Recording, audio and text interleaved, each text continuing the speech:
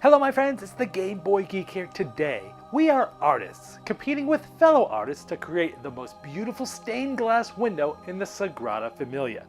Now your glass pieces are represented by dice, which have a color, and a shade indicated by the values on the dice. Now Sagrada was originally released back in 2017 and has won numerous awards since then.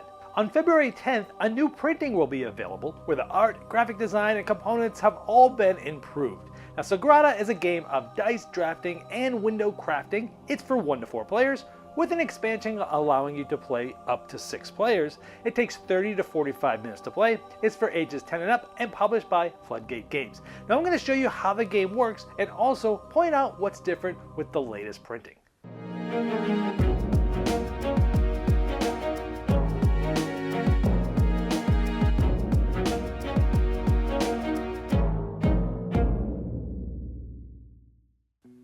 At the beginning of Sagrada, each player gets to choose which player board they want, and they're beautifully illustrated with different color windows sort of in the background. That's going to be your player color for the game.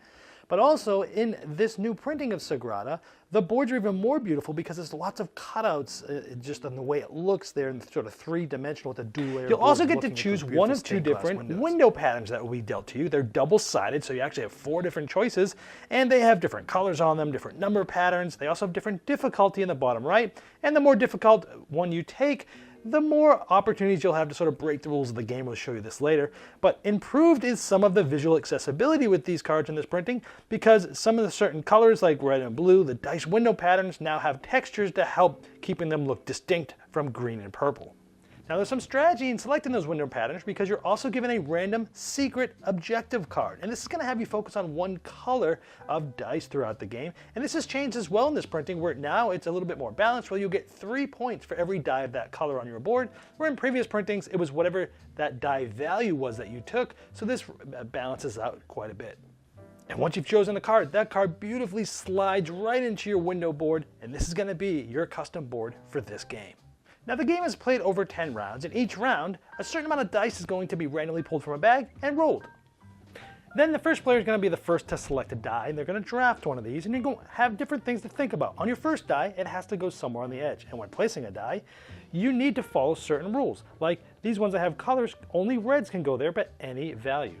Where you see shades, which are different numbers, that number has to go there. So a 6 has to go here, but it doesn't matter which color. A 1 has to go here, but it doesn't matter which color.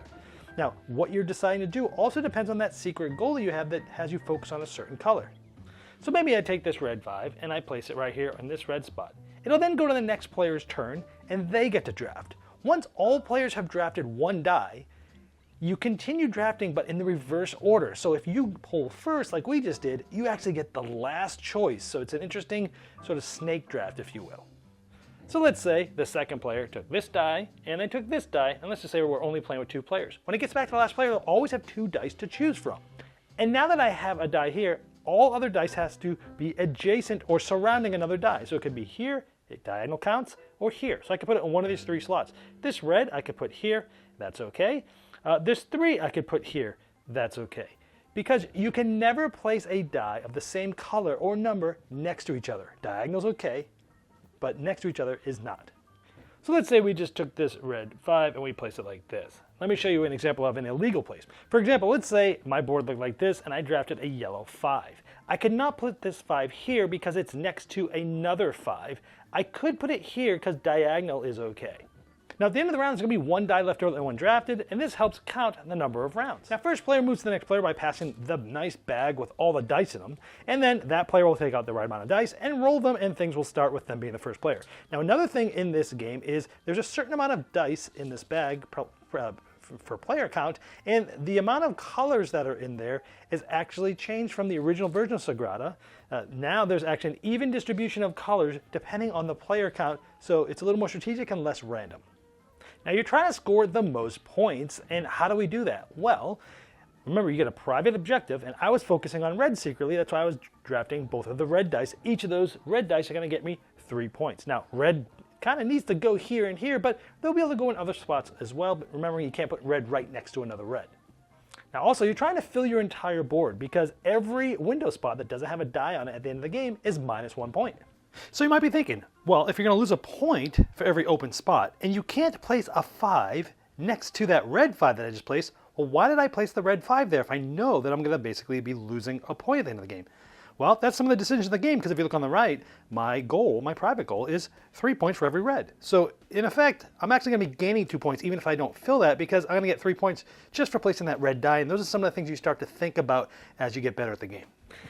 The real main ways to score in the game are with the public objective cards. Now at the beginning of the game, 3 of these are randomly picked, and there's many of them in the game, so each game's going to be a little bit different.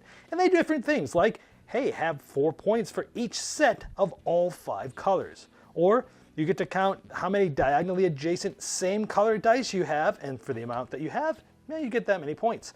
Or maybe column shade variety, having columns with no repeated values will get you 4 points each time you do that. Now those are set up on the board so everyone can see them throughout the game and plan, but also notice that these cards are longer tarot-sized cards, larger than the original printing, which was just standard sort of playing card size. So these cards are improved with visual accessibility in this printing. Now remember earlier I told you that there's a difficulty on the bottom right. 3 is an easier card because they have less sort of restrictions, where the other side has 5. It has more restrictions. Now when you select your card, this plays into it. I hinted that the harder the card, the easier you'll be to have more opportunities to break rules of the game. Here, if we chose this one that has 5 sort of dots there, you're going to get 5 of the beautiful favor tokens, which are sort of like a clear glass. Now you're going to be able to spend these as currency throughout the game. And during setup, there's 3 randomized tool cards that are placed out, and these allow you to use that currency of the favor tokens to break the rules of the game. Now, these are randomized each game, so each game's gonna be different, but they allow you to do all different things like re-rolling all the dice in the dice pool, or increasing or decreasing the value of the die you've drafted by 1, or even moving a die in your window, ignoring color restrictions. And these are also larger tarot-sized cards, improving the visual accessibility since the first printing. Now on your turn, you can use one of these. For example, let's say it's your second turn, you're drafting your second die, you don't like your choices, you can spend one of these to re-roll the dice. Now if there's no favor tokens on them, it costs 1. But let's say we wanted to re-roll the dice and someone else had already placed one of those there. Well, whoever's using it always has to place 2. If there's at least 1 on there, the cost is always 2. Otherwise, if there's nothing on there, it costs 1. Now you want to use these because they really help you out, but if you don't, they're worth a point for each of them at the end of the game that you haven't used. And rounds just keep going like this until the end of the 10th round, and that's when you'll do your scoring. And so if this is what my board looked like at the end, we could score. We have 3 points for each red. 3, 6, 9, 12, 15, 18 points in just red dice. Columns with no repeated values is worth 4 points apiece. This column has no repeated values, neither does this one, so that's a total of 8 more points. Diagonal dice of the same color. I have 1, 2, 3, 4, 5 reds, so that's 5 points. I got 2 purples, that's 2 more. I got 2 yellows, that's 2 more. And color variety for each set. I actually have 3 sets of each color because I have 3 yellows, 3 blues, 3 greens, 3 purples, and more than 3 reds. So 3 times 4, 12 points for that. I get a point for not using this favor token, but I have to subtract 2 points because I left 2 windows open. That's pretty much it. That's your score, and whoever's the most at the end is the winner. With the round counter board flipping over to be the scoreboard. Well, there is Sagrada, and it's been an all-time favorite of mine for many years. And in fact, in a couple of weeks, I'm going to be launching my top 100 games of all time, and Sagrada will be on the top half of that list, putting it in the top 2.5% of the thousands of games that I've played as a reviewer over the last 13 years. Now, if you'd like to see my full review on Sagrada, I've placed that link below, and you can look up there in the corner and click there. And also, you can purchase this new version directly from the publisher Floodgate Games, and I've placed that link below as well.